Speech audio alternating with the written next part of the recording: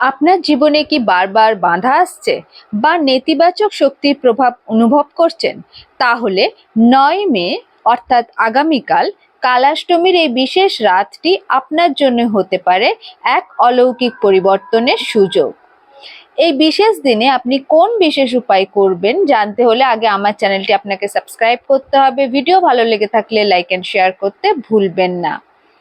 এই রাতে একটি সহজ নিয়ম পালন করলে আপনার সমস্ত কার্মিক ব্লকেজ বা কর্মফলের বাধা দূর হবে এবং কাল ভৈরবের আশীর্বাদে আপনার পরিবার থাকবে সুরক্ষিত। এর জন্য আপনাকে কয়েকটি উপকরণ নিতে হবে। একটি মাটির প্রদীপ, সিঁদুর, সর্ষের তেল আর কিছুটা কালো তিল।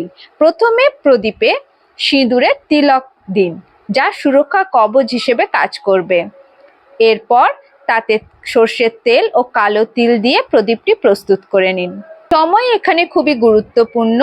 রাত ৮টা ৮ মিনিট থেকে ৮টা ১৮ মিনিটের মধ্যে এই প্রদীপটি আপনার বাড়ির মূল প্রবেশদ্বার বা চৌকাঠের পাশে জ্বালিয়ে রাখুন।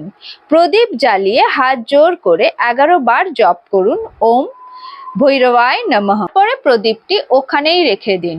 পরের দিন এই প্রদীপটিকে তুলে কোনো গাছতলায় অথবা জল প্রবাহিত করে দেবেন। দেখুন আপনার জীবন থেকে সমস্ত নেতিবাচক প্রভাব ধীরে ধীরে কম হয়ে যাবে।